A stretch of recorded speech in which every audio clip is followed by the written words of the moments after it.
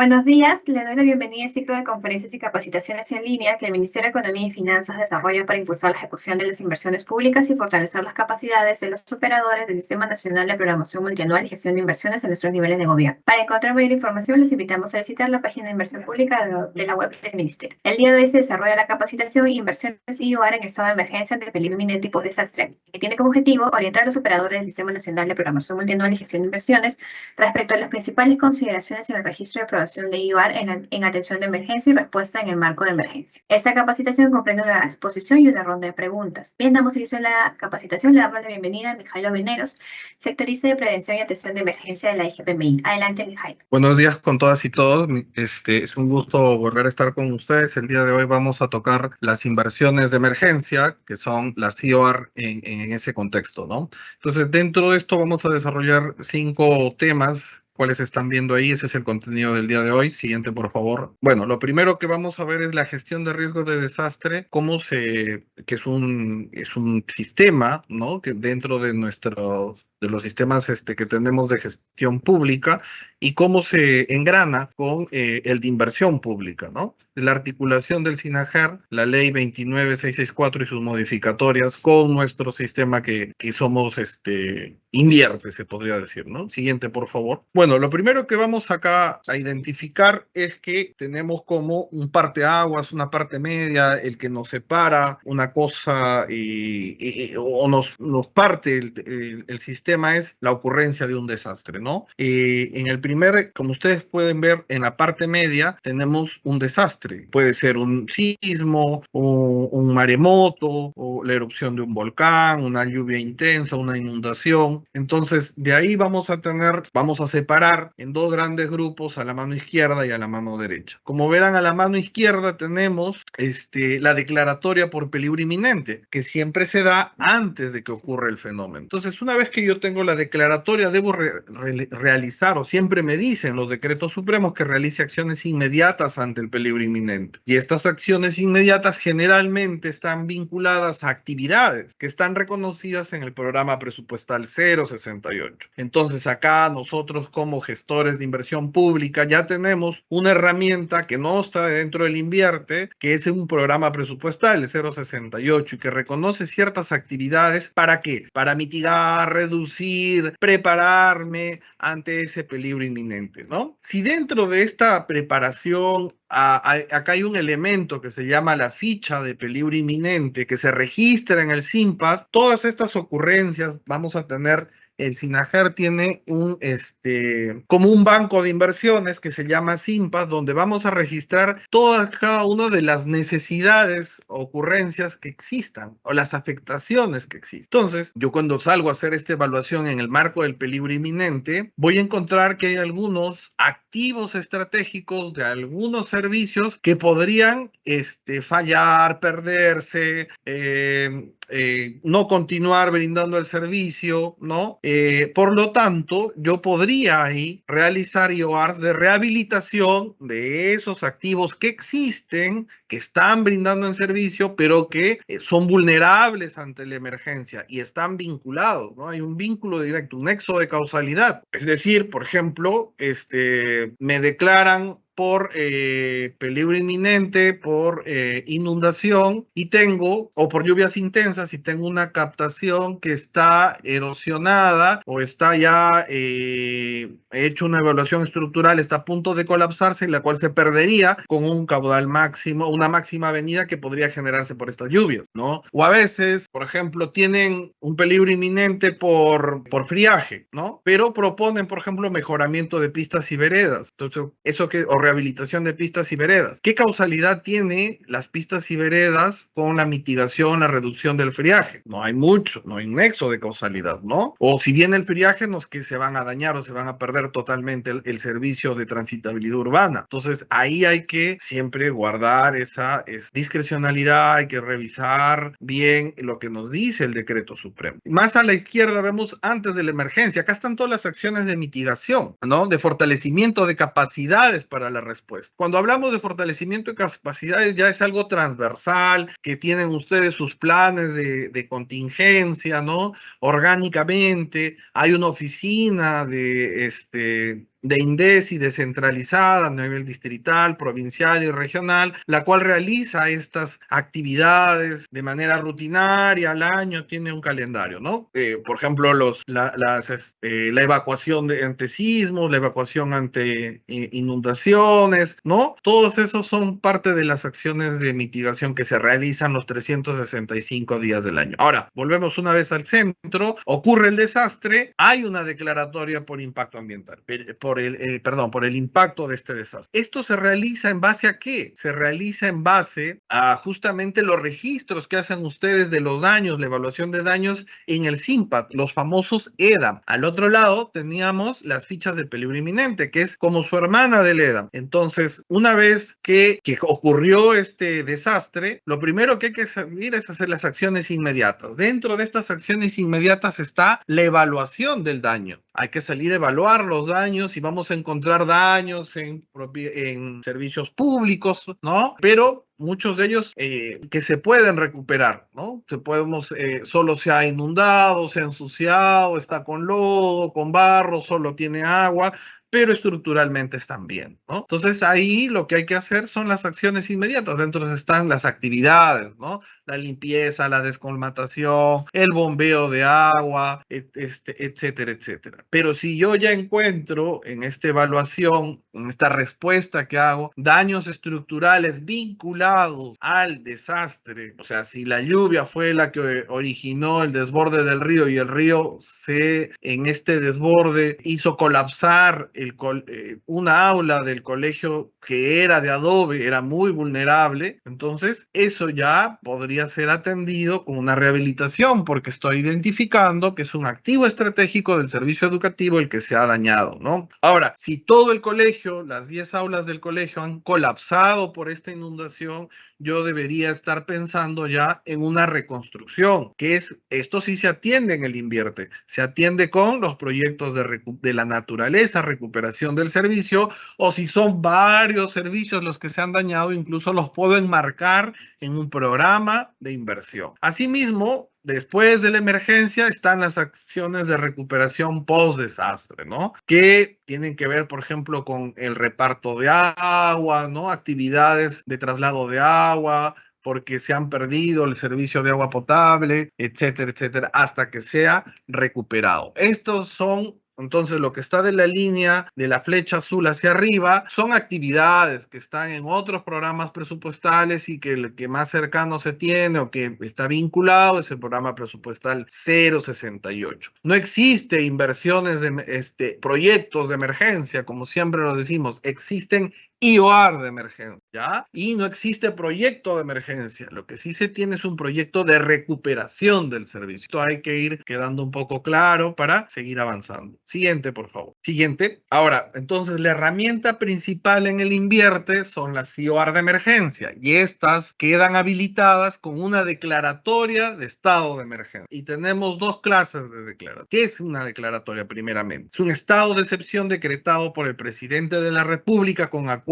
del Consejo de Ministros ante un peligro inminente o la ocurrencia de un desastre, cuyo impacto genere graves circunstancias que afectan la vida de la nación. Tiene por finalidad ejecutar acciones inmediatas y necesarias en salvaguarda de la vida y la integridad de las personas, el patrimonio público y privado.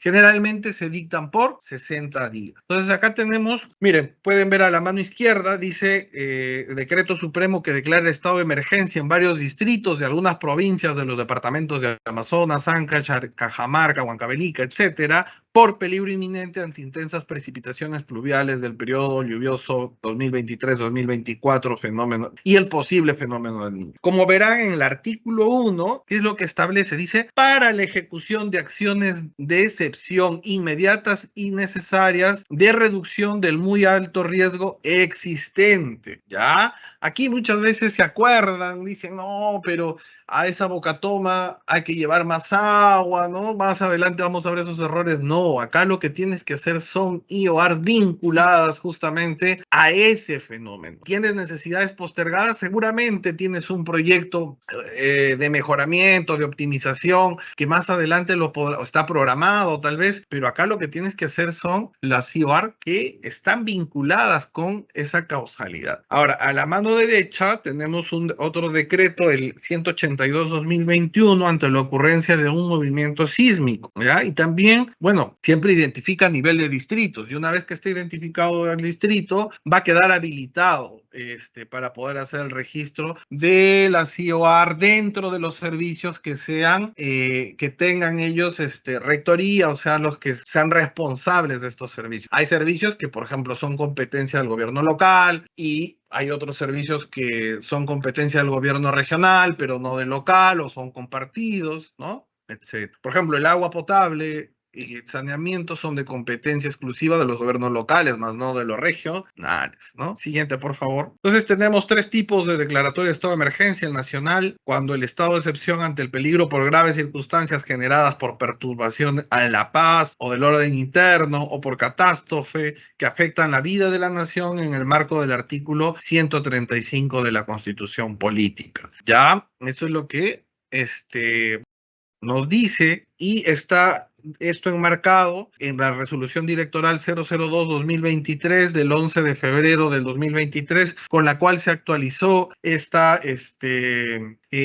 actualizaron las IOR de emergencia, ¿ya? Entonces luego tenemos la de peligro inminente, que es el estado de excepción ante la probabilidad que un fenómeno físico potencialmente dañino de origen natural o inducido por la acción humana ocurre en un lugar específico en un periodo inmediato y es sustentado por una predicción o evidencia técnico-científica esto se dicta con la finalidad de salvaguardar la vida e integridad de las personas y el patrimonio público y privado. Ahora, tenemos la declaratoria de estado de emergencia por desastre, estado de excepción ante la condición de desastre ocasionado por un fenómeno de origen natural o inducido por la acción humana, con la finalidad de ejecutar acciones inmediatas y necesarias para la respuesta y rehabilitación. Siguiente, por favor. Entonces tenemos tres tipos. Siguiente, por favor. Entonces, acá se da la declaratoria de estado de emergencia. Nosotros, como unidad formuladora, unidad ejecutora o parte del gobierno local, regional, ¿no? O nacional, debemos verificar cómo están nuestros servicios que brindamos, los servicios públicos a nuestro cargo, ya sea por el peligro inminente o por el post-desastre. En ambos casos se usa el formato 7E, ¿ya? En el peligro inminente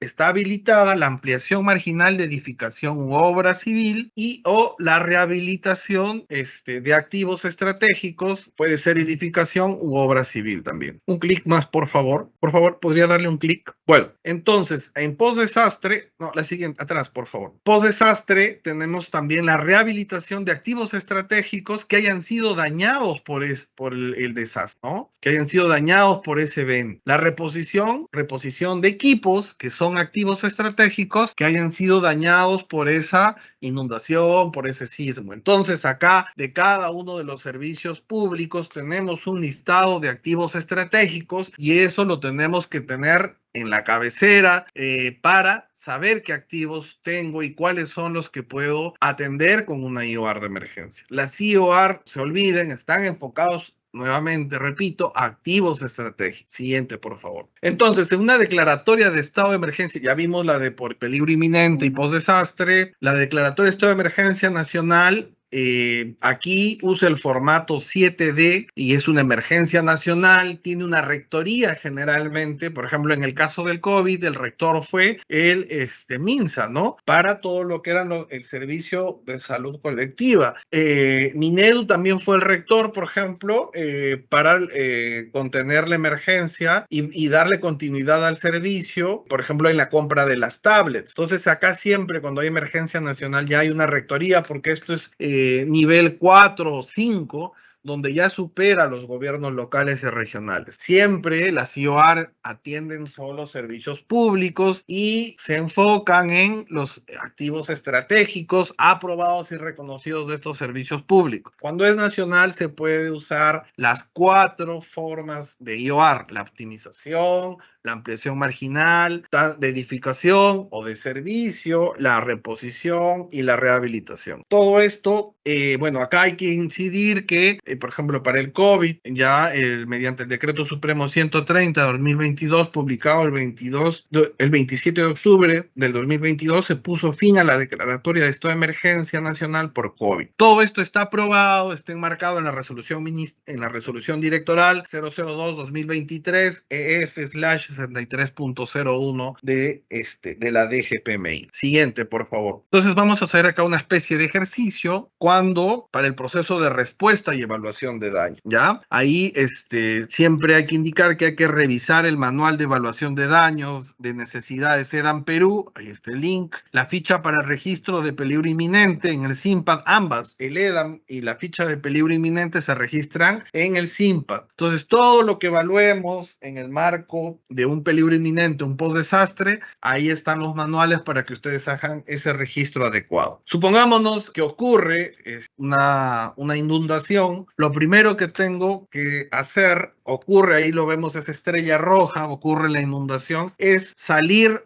ahí hay interrupción de algunos servicios, hay afectaciones de servicios, tengo que salir a evaluar. Y aquí, a modo de sugerencia, es que siempre salga a la oficina de defensa civil del gobierno local, regional o nacional, conjuntamente con la unidad formuladora o los responsables de ese servicio que se ha dañado. ¿Para qué? Para hacer una evaluación. Entonces, la primera que tenemos ahí es, ¿tengo daños? Hay daños de más del 40% del tamaño, la magnitud, de la capacidad instalada, de la oferta instalada del servicio que se ha afectado por esta inundación. Entonces, preocupado, yo digo, no, voy a hacer una IOR. No, acá cuando supere el 40% ya necesito rehabilitar casi todo. Sí se reconoce en el invierte y está dentro del invierte, y esto sería un proyecto de la naturaleza de recuperación. Entonces, luego de ello, tenemos también, continuamos con la evaluación, pero encuentro que los daños no han sido menores. Daños, por ejemplo, como tengo barro, lodo, ¿no?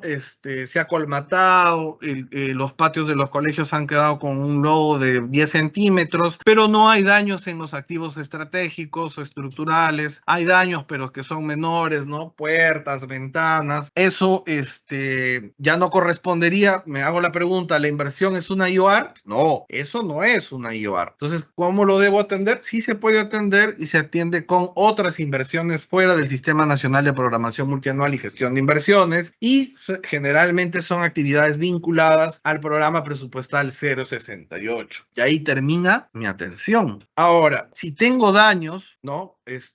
¿Cómo digo yo cuándo es una IOR? Cuando tengo daños entre el 0 al 40% en los activos estratégicos y que es 0 al 40% del tamaño de la unidad productora, ¿no? Aquí puedo yo hacer, o en este caso, como es post-desastre, una rehabilitación y reposición de esos activos existentes que fueron dañados. Entonces, ¿qué es lo que debo hacer? ¿Se atiende con una IOR? Sí. ¿Qué debo hacer? El registro abreviado del formato 7E. Y una vez que ya hice el registro del formato 7D, cuando ya entro a etapa de ejecución, voy a registrar el 8C. No registran 12B, seguimiento de la inversión, pero sí tienen un formato especial de seguimiento de la IOR de emergencia, que lo vamos a ver más adelante. Y todas las IOR de emergencia, una vez que las ejecuté, se deben cerrar y se cierran con el formato 9.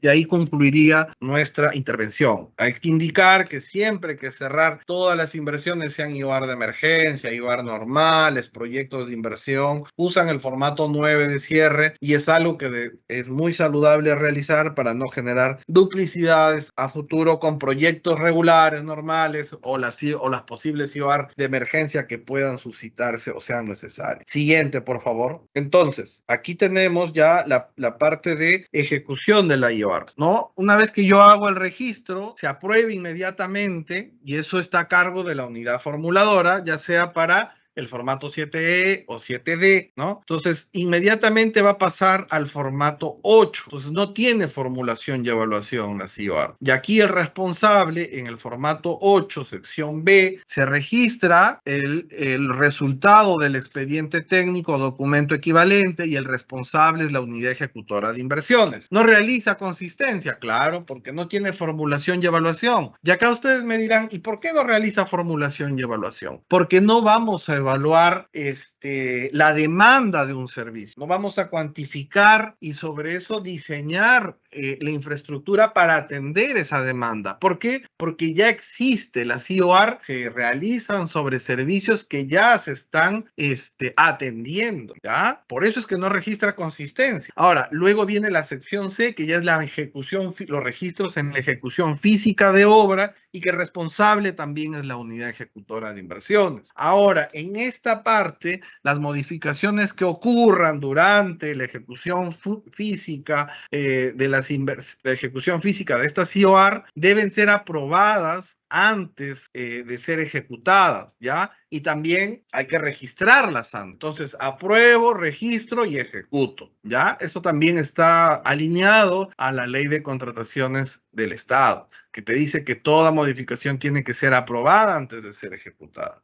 Siguiente, por favor. Aquí, cuando ingresen con su usuario y su clave, la unidad formuladora va a encontrar, o la unidad ejecutora va a encontrar el seguimiento a la CIOAR de emergencia. Lo que les decía, no hace 12B, pero sí tiene un ambiente donde va a ser el seguimiento y el registro de la información del avance de la ejecución física de este tipo de inversiones. Y si ustedes se fijan a la mano izquierda, pican en seguimiento, se va a desplazar eso y ahí van a encontrar una ventana que dice registro de la ejecución de IOARs de emergencia. Pican ahí, se va a desplegar, como ven en la parte media, diversas IOAR con su código de inversión y es ahí donde ustedes deben picar en esa flecha blanca con el cuadro, en esa flecha blanca encuadrada en cuadro verde, valga la redundancia, y donde van a encontrar ustedes la información o van a registrar la información también del avance físico y financiero. Más simplificado que el 12B. Siguiente, por favor. Hay que tener en cuenta siempre que las CIOAR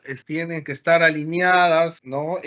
A la cadena funcional del servicio al cual se encuentran. No hay que ponerle la 5.16.35 de GRD, sino, por ejemplo, si se dañó un desalenador dentro de un sistema de agua potable, esto está vinculado a la cadena funcional del servicio de agua potable. Puede ser rural o puede ser urbana, ¿no? Si se dañó un ambiente, un aula dentro de un colegio, tiene que tener la cadena funcional del servicio de educación secundaria. Y la institucionalidad también, siempre hay que revisar. Por eso les decía, por ejemplo, el servicio de agua potable está a cargo exclusivamente de los gobiernos locales, ¿no? El gobierno regional no tiene competencia. Podría realizar el registro, la aprobación o tal vez la ejecución, sí, el gobierno regional, pero luego le entrega al que opera el servicio, que en este caso es el gobierno local, pero para ello tendría que hacer un convenio. Y para hacer un convenio en el marco de la emergencia, yo les diría, es prudente, a veces tendrían que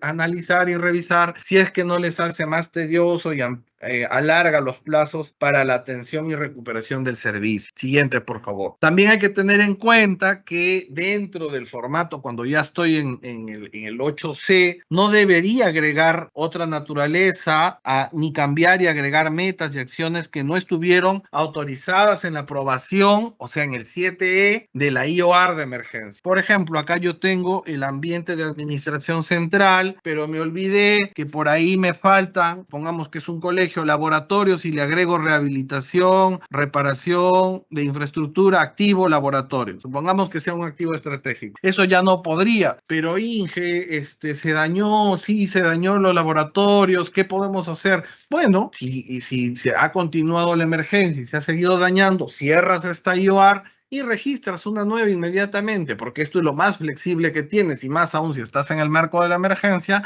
agregando desde el 7E ese activo estratégico que se ha dañado en ese plazo en el que estabas tú aprobando y registrando la primera IOAR, ¿no? Entonces, como generalmente las IOR de emergencia, y esto es una sugerencia, deben hacerlo personal de planta que gestiona, administra o controla estos servicios, y son ellos los que conocen las características y especificaciones técnicas que tienen. Entonces no hay mucha dificultad, no deberían ustedes llegar a contratar personal externo para realizar estos registros de aprobaciones. Siguiente, porque son servicios que están bajo su tutela. Entonces, otra situación es que cada modificación en el 8C, en la fase de ejecución, ampliación de plazo, ¿no? Algún metrado por ahí que se tenga que, no digo un nuevo activo, un metrado, ¿no? Alguna ampliación de plazo, puede ser también, ¿no? Sin aumentar el costo del proyecto, tiene que ser registrado esa resolución que aprueba y actualizar yo mi calendario en modificaciones durante la ejecución física, sobre todo la programación de la ejecución. Y además también, una vez que yo siempre actualizo esto, voy a tener que actualizar la memoria descriptiva, el presupuesto, el cronograma de ejecución física financiera, de acuerdo al numeral 32.5 del artículo 32 de la Directiva General. Siguiente, por favor. Consideraciones en la CIOR de emergencia. Siempre, en el caso particular de la CIOR de emergencia, peligro inminente, se debe considerar las siguientes fuentes. ¿Y cuál es esa fuente? Lo que ya les había adelantado, la ficha de información sobre peligro inminente, que se registra en el Sistema de Información Nacional para la Respuesta y Rehabilitación, que es el SINPAD. Aquí se debe registrar la información de todos los servicios afectados o que podrían verse afectados con los activos dañados o en peligro a consecuencia del futuro desastre, del desastre que va a ocurrir. Ahí está la ficha. Entonces acá tiene dos grandes grupos, la identificación y cuantificación de elementos expuestos. ¿A qué? Expuestos a ese peligro que me han dicho que es inminente, ¿no? Y las acciones ante ese peligro, estructurales y no estructurales. Estructurales es todo lo que está vinculado a la infraestructura de los servicios, ¿no? Y no estructurales pueden ser poner ya en marcha un plan de evacuación, un plan de contingencia para todo lo cual el servicio que se tenía ya planteado, ¿no? Entonces, a eso se refiere en estas consideraciones generales que debemos tener. Siguiente, por favor. De igual forma, cuando la declaratoria es por desastre, está el formulario EDAN formato 3 que se registra también en el SINPAD y donde debe tener toda la información de los servicios afectados con los activos estratégicos dañados o en peligro a consecuencia de ese desastre. Esto es ya después de que ocurrió, ¿no? Y acá el EDAN sí es mucho más desarrollado, está separado por servicios y ahí es donde ustedes tienen que hacer uso, si han salido a campo, han hecho esa evaluación, servicio por servicio, y de cada servicio los activos, ¿no? Están bien 4 activos de 7 que tiene, entonces 3 están en regular estado, solo hay una inundación, hay una colmatación de lodo en el patio, etcétera, etcétera. Por lo tanto, ya con esa evaluación tú te puedes ir dando cuenta si necesitas activar una IOR de emergencia o puede ser atendida con una actividad. Siguiente, por favor. Entonces, otras consideraciones generales es que las IOR se ejecutan en zonas que cuentan con declaratoria de estado de emergencia, puede ser de peligro inminente, ¿no? Se registran con el 7E antes del inicio de la fase de ejecución. El registro y aprobación se realiza dentro del plazo que comprende la declaratoria de estado de emergencia o de su prórroga, ¿no? 60 días, me dieron una prórroga de 30 más, dentro de esos 90 días. Excepcionalmente, dicho registro se puede realizar hasta 30 días posteriores al vencimiento del referido plazo, pero la UEF deberá registrar para ello el sustento correspondiente. Ojo acá, pero eso es para IORs que tal vez lo vas a tener con tus propios recursos, pero si vas a ir a otros fondos como el FONDES, ya ahí tendrías que hacerlo respetando los plazos que ellos tienen establecidos, ¿no? Que para el caso de peligro inminente hay que presentarlo 10 días antes de que fenezca o de que termine la declaratoria. Entonces, eso quiere decir que tú al día 40, nada más 30, ya estás registrando y aprobando la IOR.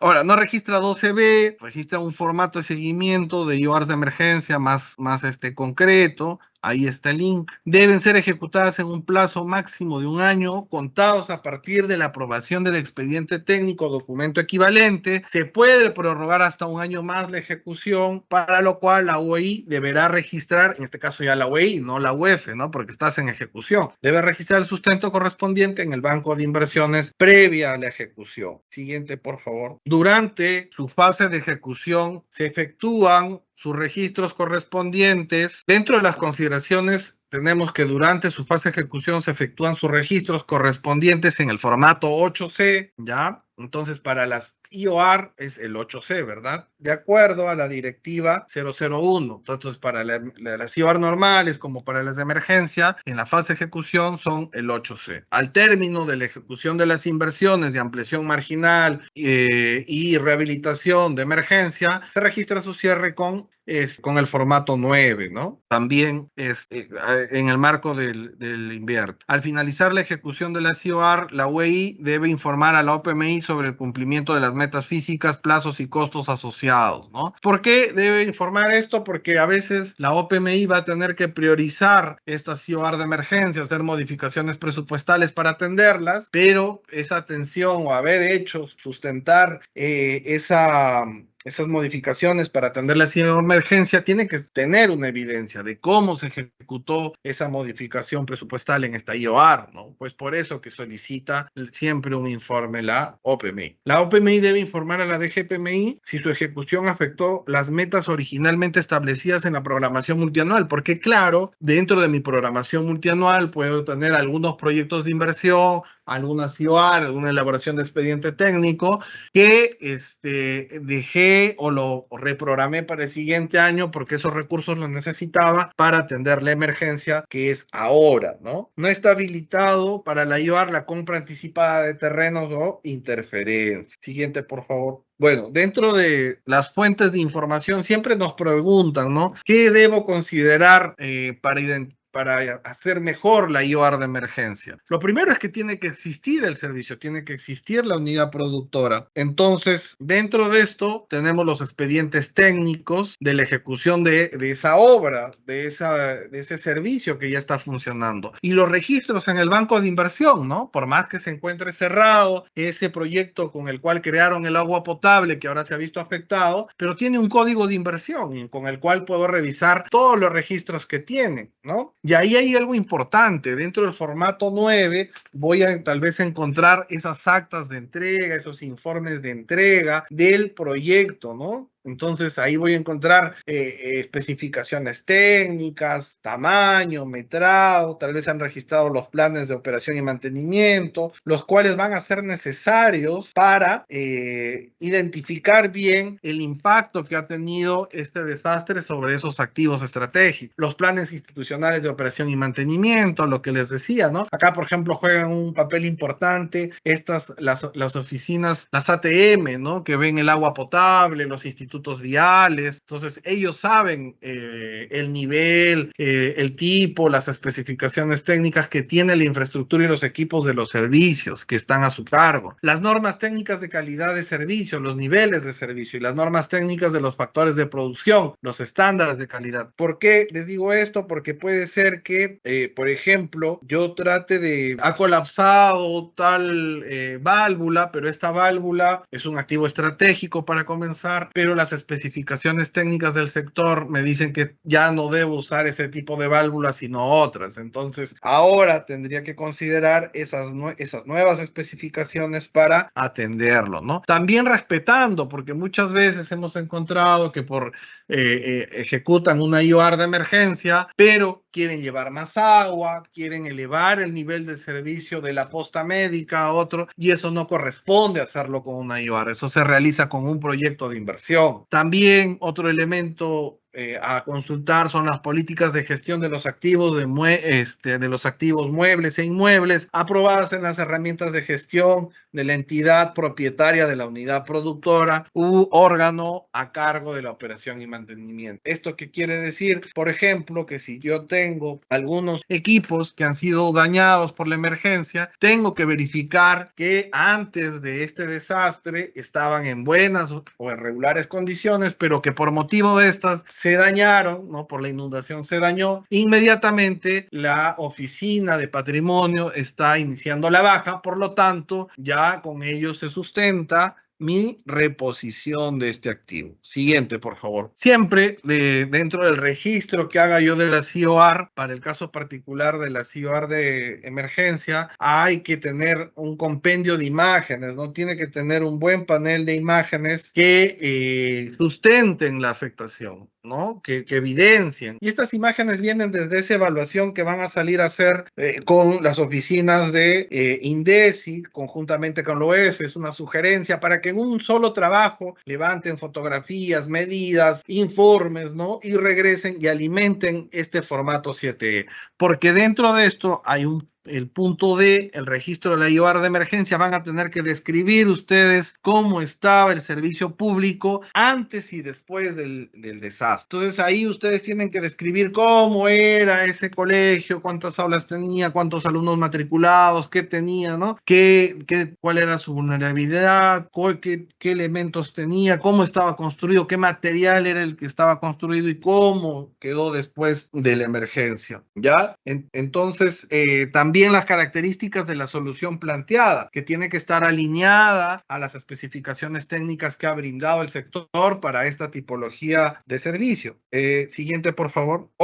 Dentro de esto también hay que registrar siempre el plano de ubicación, ¿no? De dónde se encuentra la unidad productora. Por ejemplo, para salud tienes el escale, perdón, para educación el escale, ¿no?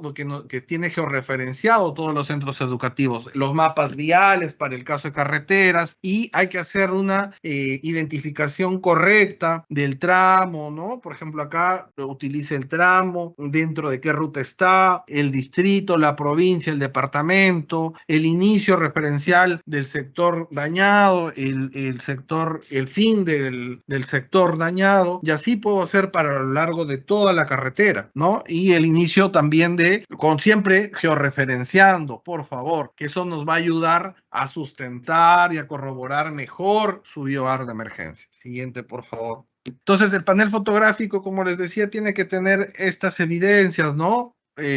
Fotografías aguas arriba, aguas abajo, lateral derecho, lateral izquierdo, ¿no? Identificando todos los daños que ha habido. Y si tengo imágenes de antes del desastre, cómo estaba este activo estratégico, perfecto, mucho mejor para poder contrastar ese daño, identificar y cuantificar ese daño. Siguiente, por favor. Esto, miren, el panel fotográfico tiene que alimentarnos bien ahí, por ejemplo, la captación antes del desastre que se veía en buen estado, ¿no? Entonces, y luego coloco las que después de las fotografías después del desastre. ¿Y esas dónde las encuentras? En la entrega, en las actas de entrega, en el expediente técnico, en todo lo que es el acervo documentario de la resolución de la liquidación física financiera de la obra. Ahí van a tener todos esos elementos que les van a ayudar. Siguiente, por favor. Bueno, vamos a hacer algunos ejemplos de peligro inminente. Siguiente. Entonces, en el peligro inminente hemos visto que solo se puede hacer ampliación marginal de edificación u obra civil, es decir, darle algunos elementos estructurales para darle mayor resiliencia, que soporte a ese peligro inminente que está por ocurrir,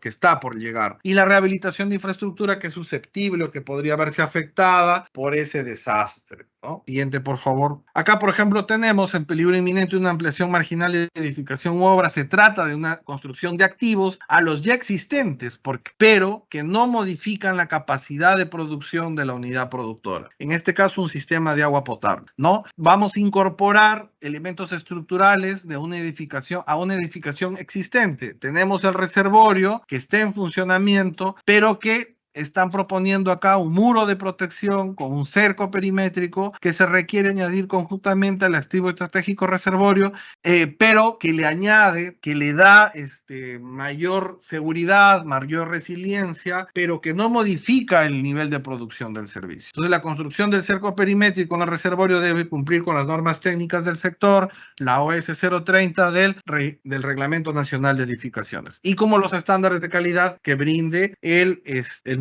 el ministerio, en este caso el Ministerio de Vivienda, ¿ya? Acá la justificación sería el activo estratégico reservorio se encuentra en peligro debido a los efectos de las fuertes lluvias por encontrarse en una ladera de cerro con peligro de deslizamiento y caída de las rocas, por lo que se podría afectar los servicios en horas, ¿no? Horas sin servicio del sistema de agua potable o el corte total del servicio. Entonces, esto impactaría en las brechas de cobertura de la unidad productora de agua potable. Siguiente, por favor. Asimismo, acá tenemos un caso de la infraestructura educativa, ¿no? Tenemos un servicio educativo que ha colapsado.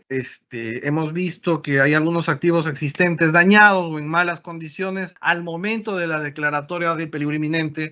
En este caso es infraestructuras y bienes. Del diagnóstico, recorremos con mi Oficina de Defensa Civil, la UEF y la UAI, del diagnóstico de toda la unidad productora, encontramos que el colegio de 10 aulas en funcionamiento se determinó que los posibles daños por precipitaciones intensas serían en los siguientes activos, ¿no? Tengo todo el techo aligerado de 2 aulas en peligro de colapso, todo. Ya acá no estoy hablando de que es las calaminas, las tejas, no tiene la adecuada pendiente, todas esas arreglos, cambio de puertas, ventanas, no logran ser IOR. Esos son actividades. Aquí ya estructuralmente el techo ha colapsado, que está afectando incluso el cielo raso de este centro educativo. Siguiente, por favor. Entonces, en las post-desastre tenemos dos, ¿no? La reposición de equipos que son activos estratégicos y a la vez la rehabilitación de infraestructura que podría haber sido dañada por este desastre. Siguiente, por favor. Entonces, en el post-desastre, cuando la unidad ha sufrido daños en uno más activos a consecuencia del impacto de un peligro. La UEF, en base a los diagnósticos, evaluaciones y registros previos, una primera herramienta es el EDAN Perú, por eso les decía, debe determinar el porcentaje de daños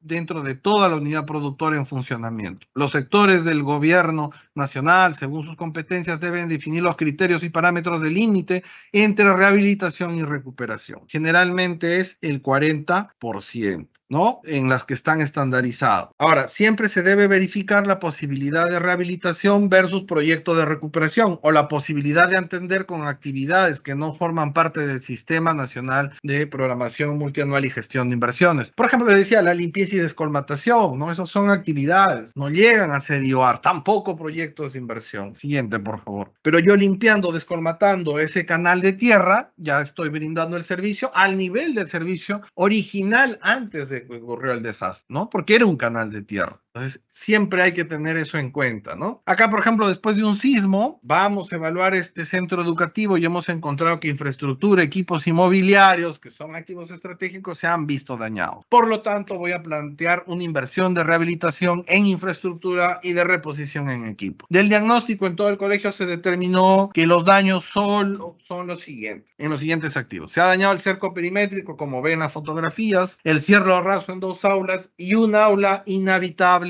de las 10 que tiene. Entonces voy a intervenir 3 aulas de 10, por lo tanto, al menos en capacidad instalada, estoy dentro del 30%, por debajo del 40%. Siguiente, por favor. Acá tengo una carretera que sufrió una inundación, salimos a evaluar, hemos encontrado que los activos estratégicos, plataforma de la vía, bermas, calzadas, hay que revisar siempre el nombre, las especificaciones técnicas de los activos por cada servicio, ¿ya? Así están, con esos nombres han sido aprobadas por el MTC. Entonces, del diagnóstico realizado en campo, del informe y de los registros en el EDAN Perú, se determinó que los daños son puntuales y corresponden a menos del 40% de la longitud de la carretera, por lo que y solo se intervendrá en algunos activos, por lo que corresponde a una IOR de rehabilitación. Siguiente, por favor. Bueno, acá tenemos una infraestructura de riego que se ha dañado, ven las fotos ahí, se ha logrado, ha reptado, se ha deslizado el talud superior y ha dañado ese canal rectangular, asimismo una bocatoma lateral, ¿no? Entonces, dentro de esto, de los activos existentes, bocatoma, canal, la base y los muros de concreto, concreto simple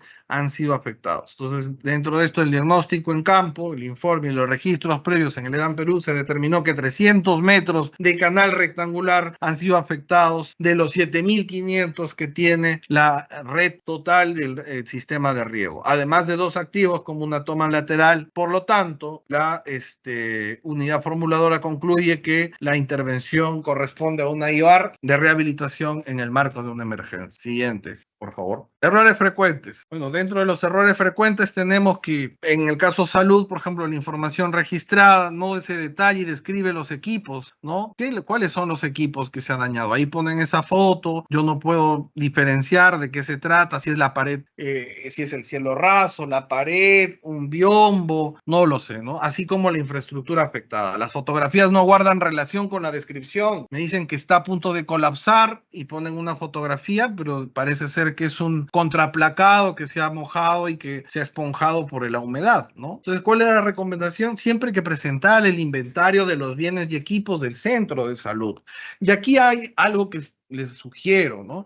¿Quiénes son los que gestionan, administran y tienen a cargo el servicio de salud? Son los gobiernos regionales. Yo puedo alertarle con el SINPAD que ha habido un daño en esa posta médica que está dentro de mi distrito, pero el primero y el responsable en atender es la DIRESA, ¿no? Porque es un servicio que está a cargo descentralizadamente de las regiones y de las direcciones de salud. Asimismo, los colegios, ¿no? Ellos son los que saben qué bienes, el inventario de bienes, qué es lo que tiene. Por eso muchas veces los gobiernos locales se demoran, hacen más pesado porque no conocen los activos que están en esas unidades productoras. Entonces aquí lo más idóneo, lo más rápido en el marco de la emergencia es que salgan a evaluar y atender estas necesidades, las unidades formuladoras de esas direcciones regionales de educación o salud, o en convenio con las municipalidades. Ahora, siempre hay que registrar la descripción de las condiciones del servicio, bienes y equipos antes y después del desastre,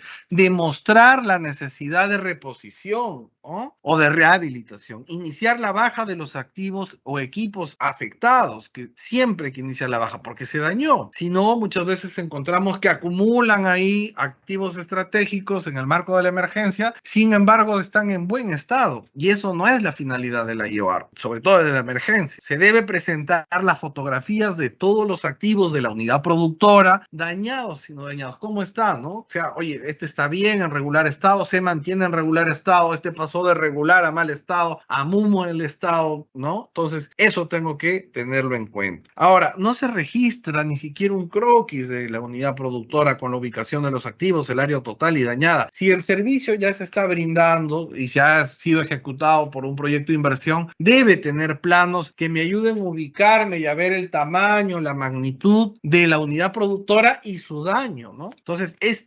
importantísimo eso, porque eso me va a ayudar a identificar el área total, dañada y la no dañada. No registra el saneamiento físico legal de los predios. Claro, porque puede ser que yo ahí tenga la unidad productora, pero que ni siquiera haya saneado ese ambiente, esa área. Entonces, puedo tener problemas yo cuando inicie la ejecución física de la IOAR de que aparezca el dueño o esté en algún tema judicializado. Por lo tanto, eso siempre eso me va a marcar de que también el servicio existe, ¿no? De que no están mintiendo. Recomendaciones. Se registra un croquis o un plano, los planos de toda la unidad productora con la ubicación y área de los activos afectados. Deben estar alineados los registros al SINPAD y al banco de inversión. O sea, lo que yo evalué en el SINPAD, ese es mi insumo para el banco de inversiones, pero muchas veces no. Difieren, en un lado dicen una cosa, en la otra, y bueno, y no están identificando bien la necesidad por ello. Siguiente, por favor. Entonces, acá tenemos, por ejemplo, otra observación, se registra un vehículo sin código y placa, ¿no? De las fotografías se aprecia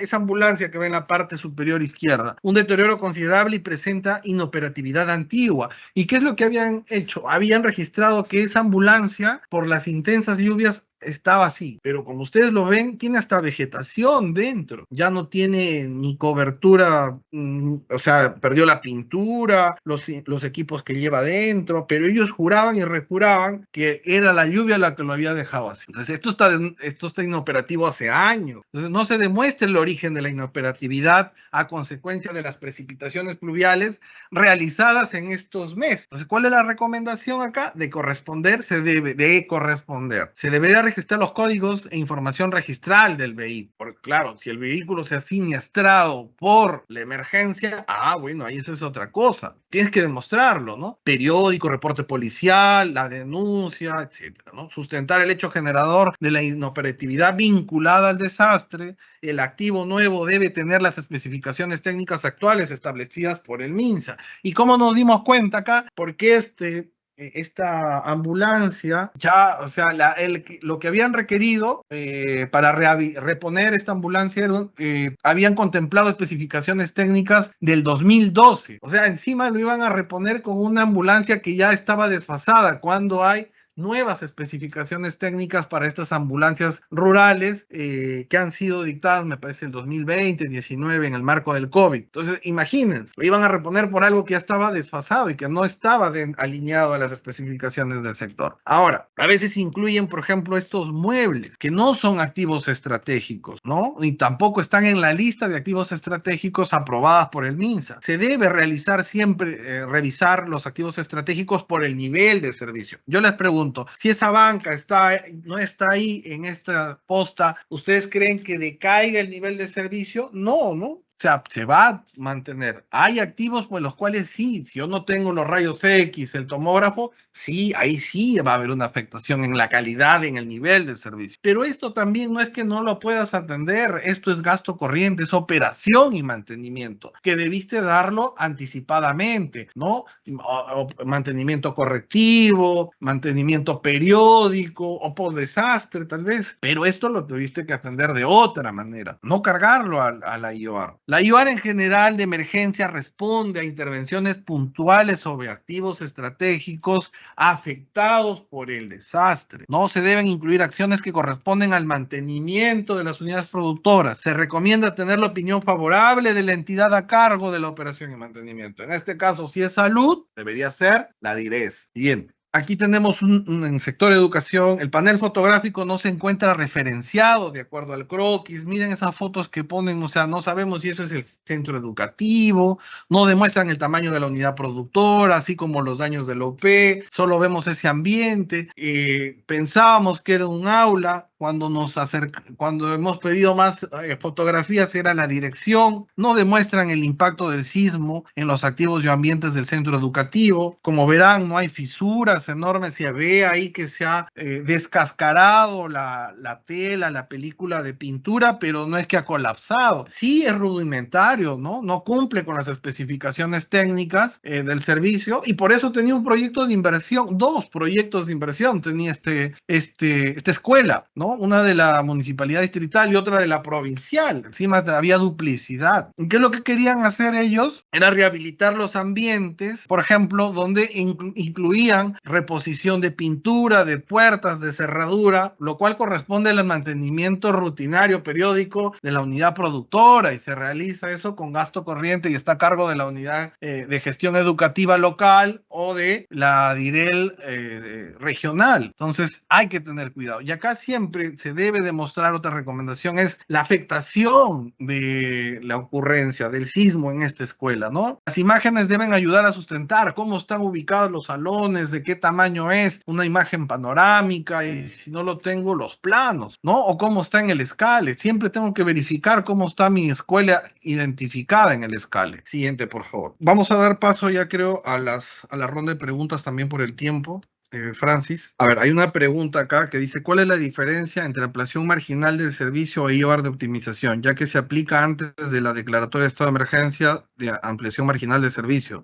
No, la IOR de ampliación marginal del servicio y la de optimización no están contempladas dentro, como ustedes habrán visto, de las IOR de emergencia. Esas IOR modifican, ¿no? Llevan el servicio hasta un 20% más arriba del diseño original.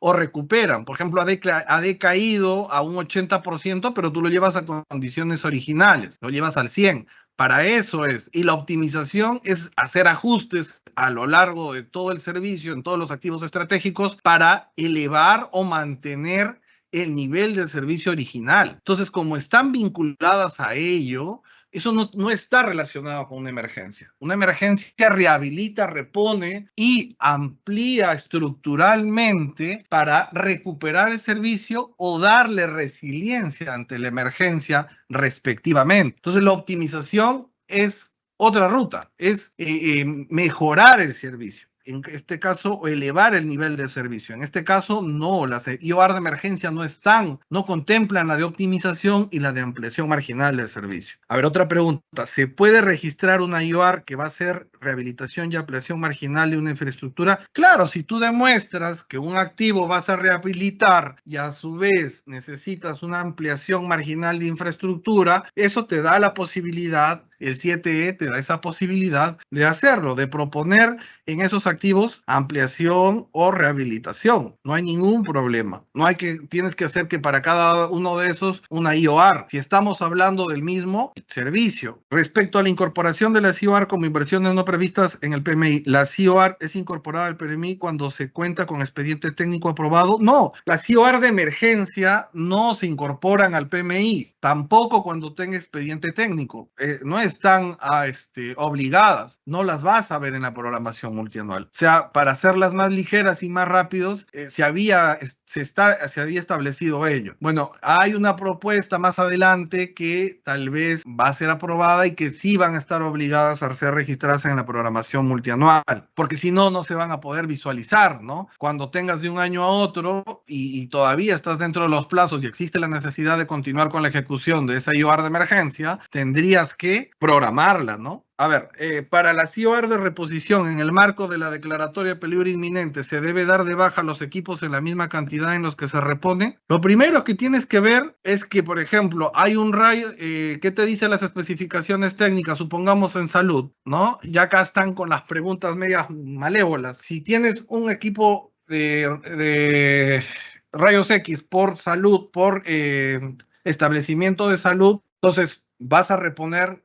ese equipo que se inundó, se dañó por la inundación, pero no es que vas a traer dos, ¿no? Porque ¿qué te dice la norma? Te dice un equipo por establecimiento de salud. Acá las IOR de emergencia nuevamente atienden, tratan o están diseñadas para atender lo que te ocurrió en la emergencia. Las necesidades que han sido rezagadas, que las tienes de manera continua, deben ser atendidas por IOR normales o por proyectos normales y regulares. Si no, vas a tener problemas con el órgano de control interno porque la misma declaratoria te dice realícese las acciones inmediatas, urgentes y vinculadas con nexo de causalidad al desastre. Agradecemos a Mijailo Veneros por la exposición. Vamos a continuar. Hay una pregunta. La pregunta dice lo siguiente: ¿cómo interviene en la etapa de formulación y evaluación del estado de emergencia? En la etapa de formulación y evaluación no está contemplado porque las IOR inician desde el registro, se registran y automáticamente pasamos a la fase de ejecución. Entonces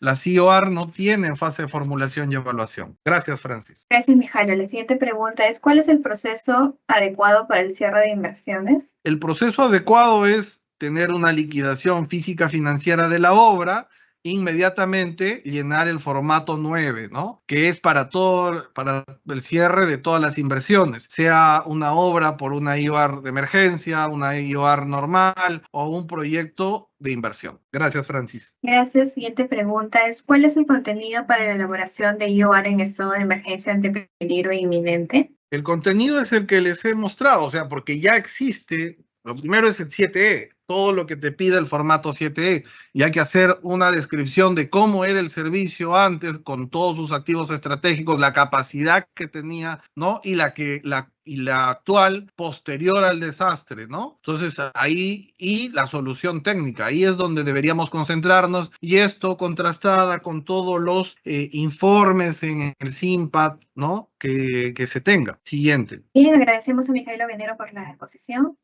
Hemos culminado la ronda de preguntas. Agradecemos nuevamente a los participantes por su asistencia y a nuestro expositor y damos por concluida esa capacitación. Buenas tardes, hasta pronto.